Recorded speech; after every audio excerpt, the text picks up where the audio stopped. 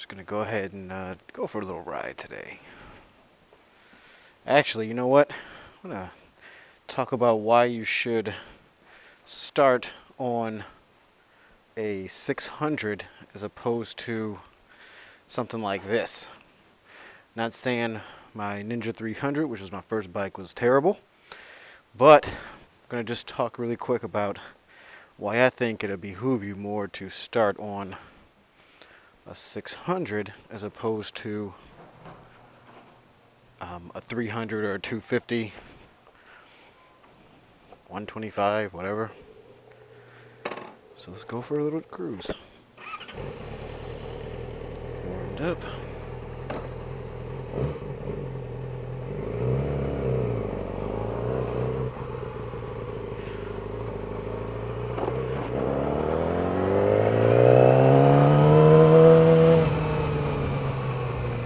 Right. So really quick, just gonna be a quick video. I bought that Ninja 300 a couple years ago. It was my first bike, and you know, it served its purpose. Wasn't a terrible bike by any means, but as I'm sure many who might be watching this video know or have watching the videos, a lot of people say you will outgrow it fast, and that is so true.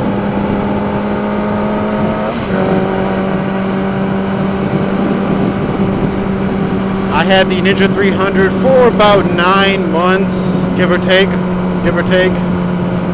and I think I mentioned this in another video how I did choose this R6. But I did. And after being on the R6 for a short amount of time, I realized I could have easily started on this bike and not even bothered wasting the $4 grand or whatever I paid for the 300.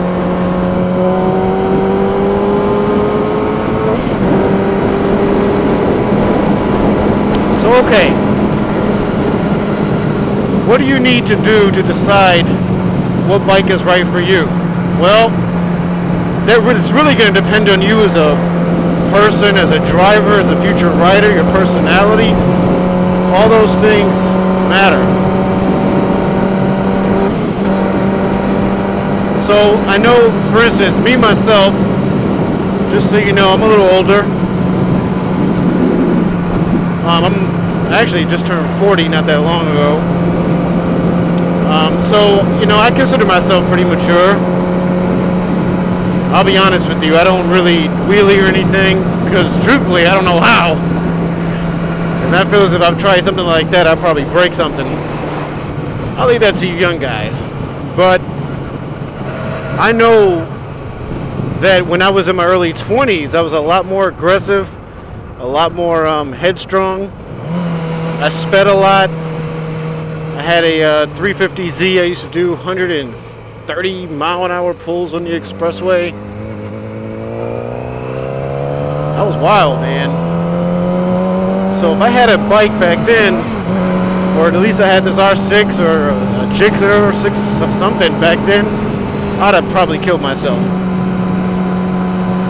But now that I'm a little older, I can control my throttle. I can control how fast I'm going. I don't get the urge to do any silliness. Not anymore. But anyway, the 300 or 250 class bikes that you see are wonderful to learn on. Let me just start off by saying that they are wonderful bikes to learn on. But I think I mentioned in another video that the best thing you can do is if you know, after you take the MSF class and you know what you're doing, you get your endorsement or license to ride, is if you know somebody, well, like me, with a 250 or a 300, and they are willing to let you ride that for a little bit to practice, get a feel for it, hey, that is the best situation you can be in. And they don't mind you, you know, taking that out. Hey, that's the best situation you're going to be in. But when it's time for you to actually buy your bike and you're looking at a sport bike, there is nothing wrong with a 600. Absolutely nothing wrong with it at all. It is not hard to ride. It's very simple. If you can control the throttle, you know, because the bike only goes as fast as you twist this throttle here. That's it. You twist that thing, it's gonna go. And the more you twist it, the faster you go. Plain and simple. Uh-oh. Oh, we got a little emergency up here. Let me stop here. So you are in control of how fast you take the bike. The bike isn't going to go on its own. It needs a rider to tell it how fast it's going to go.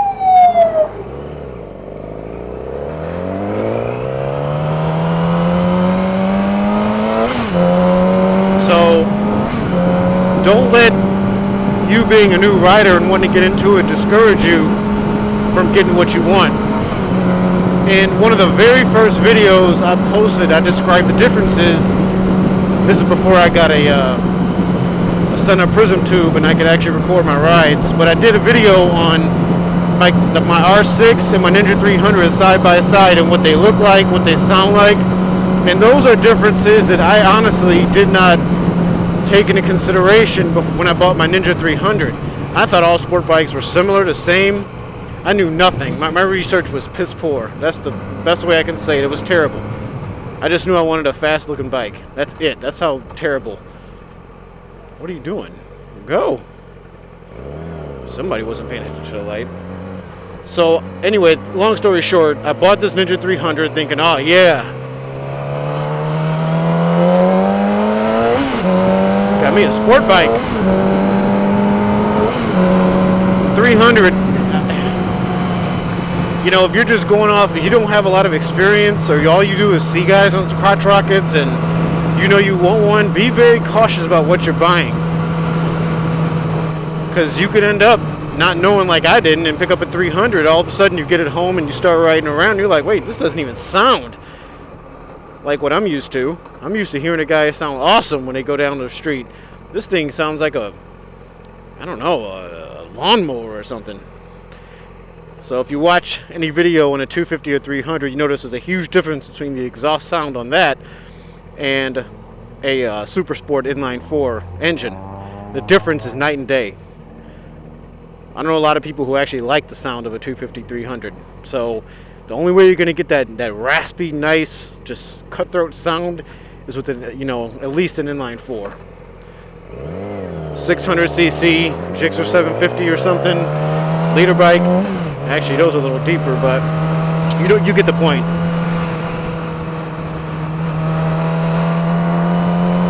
So that's sound. Also, too, the seating position.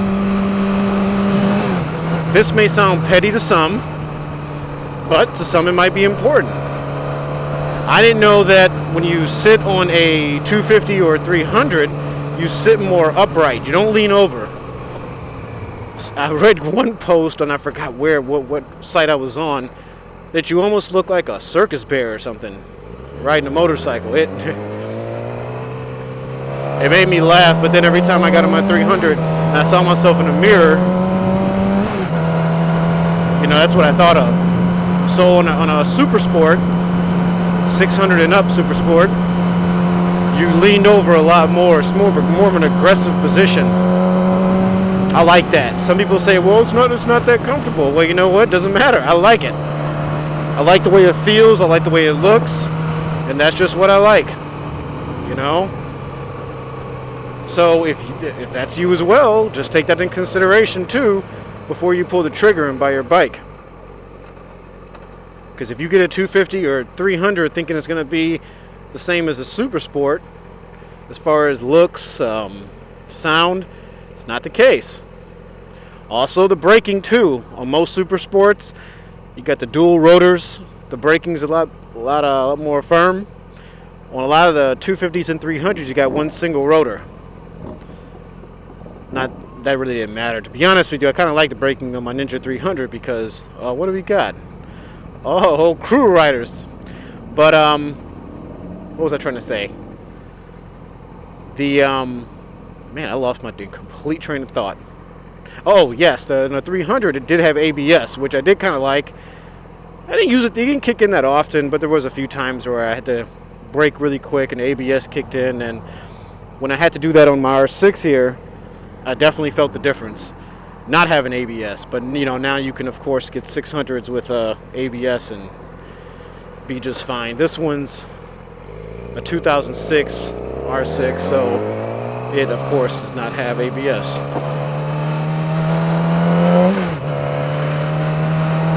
So there's just a few of the things. As far as a learning curve, now this is kind of interesting because the big four, Suzuki, Honda, Kawasaki, and of course Yamaha, are all very similar. Now I love the R6, and I described this in another video I did. Long story short, I actually wanted the ZX6R, but because of at a manager meeting, one of the other managers for the company I work for has a gunmetal dark gray Yamaha R6, and when I saw his, I fell in love with it, and I started doing the research. So big shout out to Stan, thank you very much. He converted me from Kawasaki to Yamaha. But another big difference too is the fact, oh that's beautiful, is the R6,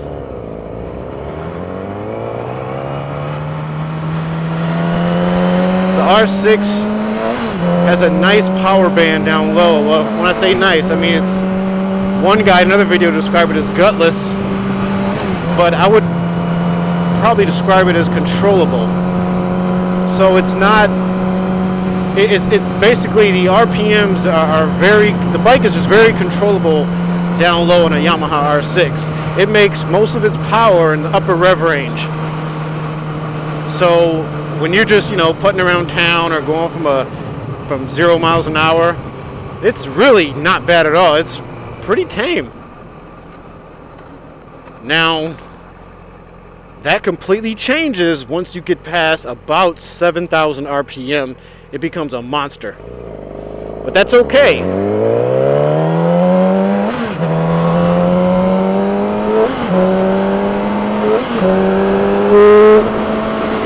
This bike is made for they call it a track bike. This is definitely will be an awesome track bike. I don't have any plans to take it there, but I can see why people would say that.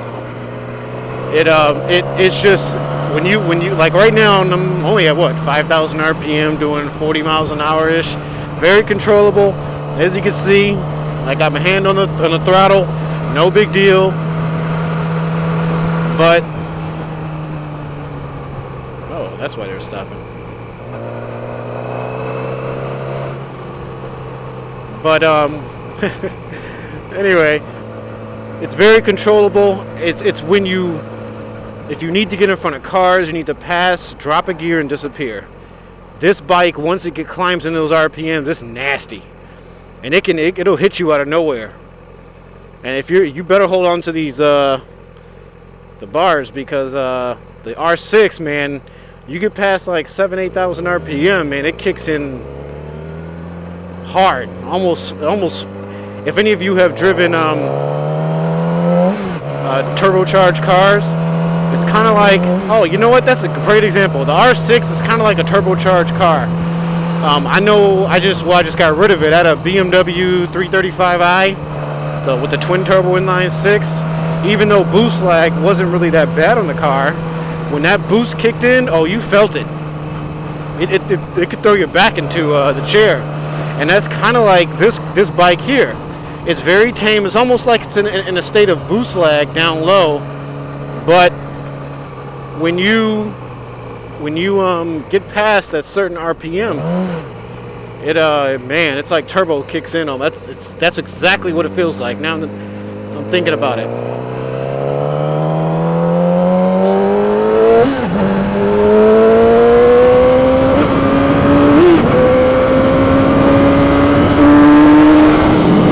Yeah, see that 80 miles an hour, so the bike will move.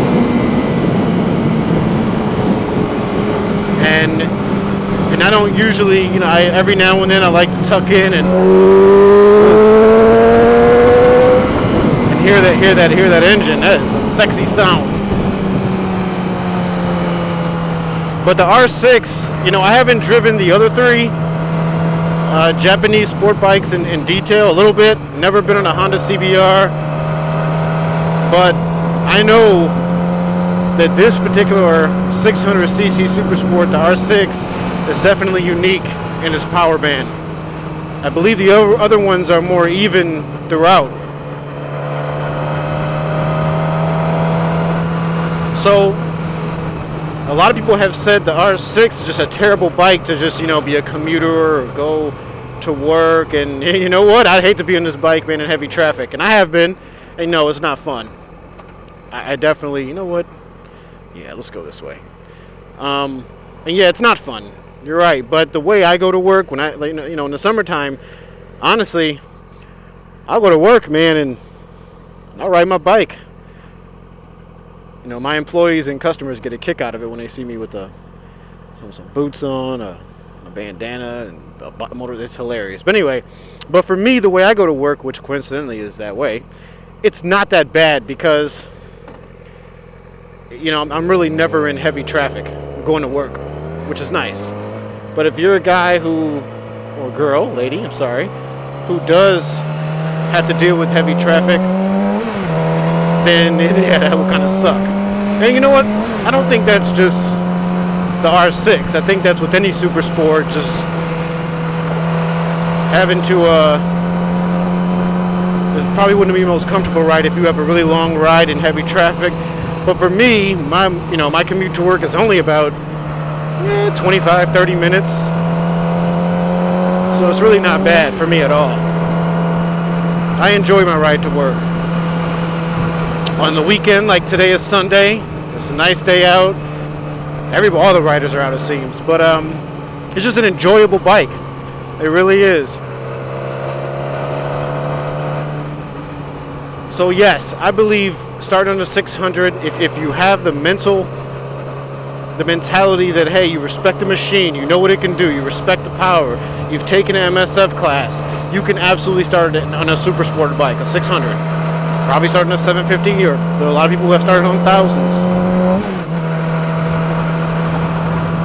But I think, to be honest with you, if you want the best bang for your buck, and you don't want to waste money, and you absolutely are dead set on getting a sport bike, get a 600. I'll be honest with you, I like my Ninja 300, but if I could do it all over again, there is no way I would ever have bought that thing and spent about $4,000 on that bike. It looks good, it's pretty, and honestly, a lot of riders couldn't even tell the difference. I remember when I rode my 300 to work, most customers, even riders, would be like, "Oh man, you got yourself a little 600, all right." And I'd have to tell them, because you know you don't want to get, you know, be lying about what kind of bike you have. I'm like, no, actually, it is a 300. They're like, and some people were like, wait, they actually make those?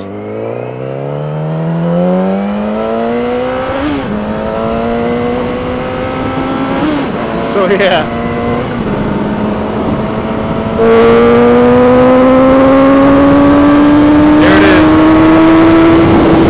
There it is. When that bike climbs in the RPMs, it's nasty. But yeah, people would say, man, that's a nice 600 you got. And with the Kawasaki Ninja, those 300s do look like a 600. And unless you're up close and you know about bikes, a lot of people will never tell the difference. Seriously. But please, whatever you do your research on the bike you want, whether it's the Kawasaki, the Suzuki, the Honda, the Yamaha, which I definitely highly recommend. Or if you're a big baller like that, go get you an Aprilia, Ducati, whatever. Just do your research, listen to sound clips, look at seating position, read reviews, do all that. Take time before you actually spend your hard-earned money on a bike, because it's not cheap. Bikes are not cheap. I wouldn't want anybody to make the same mistake I did, and I regretted it. I mean, I outgrew that Ninja 300 in probably about a month. After a month of, you know, continuous riding, I felt like, I was like, this is it? This is all this thing has to offer? And I know some will disagree with me, and that's good. That's why, you know, it's a free country, free speech, and all that. Yeah, disagree. But for me personally, being at the age and where I am in my life, this should have been my first bike. And the next bike I get, because actually I do want a cruiser, but I definitely want to keep my sport bikes. I kind of want a newer R6 probably, because I'm in love with this bike. And if you do happen to start in a 250 or a 300, do yourself a favor when you upgrade your bike, because you will. Make sure you record yourself. I'm going to send a Prism tube right now, and I'm not really experienced with the whole moto vlogging thing, but my wife decided, and she was so kind for my 40th birthday, to give me a camera setup, $130, which it's okay. It's not bad at all. I'm not a professional, so this is more than enough. But anyway, record that, because if you're used to riding a 250 or a 300, and then you go back and watch yourself, just watch your reaction, because it'll blow your mind, the sheer difference in power. Just like I'm sure if I ever decide to move up to a 1000cc bike, which I don't see happen anytime soon, I'll definitely record that. So anyway, that's all I got. Just wanted to make a quick video just on my thoughts as a newer rider. I've only been riding for about 2.5 years. Just wanted to record my thoughts, and go ahead and comment below and tell me what you think. Are you a rider? What'd you start on? If you're not, what do you plan on starting on, and why? Alright, so thank you guys for watching. I appreciate it. I'm new to this whole thing, so yeah, ride safe out there, alright? Later.